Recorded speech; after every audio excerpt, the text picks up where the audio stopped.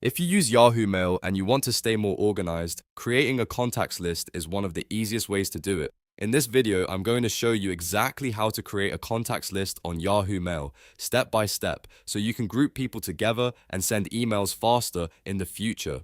This is perfect for work teams, family groups, school contacts, or any group you email often. And if this tutorial helps you out, please make sure to hit the like button and subscribe for more simple software tutorials just like this. Alright, let's jump right in.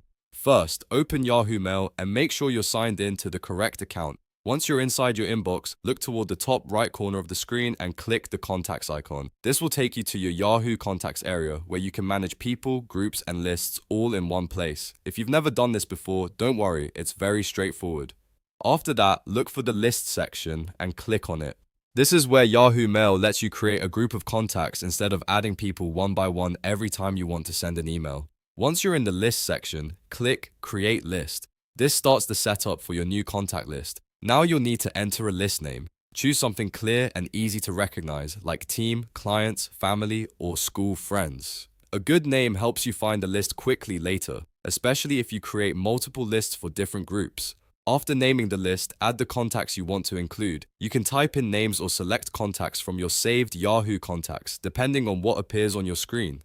Make sure you include everyone you want in that group so the list is complete before saving. Take a moment to double check the names and make sure everything looks right. This step is important because it helps avoid sending emails to the wrong people later. Once you're happy with the list, click Save.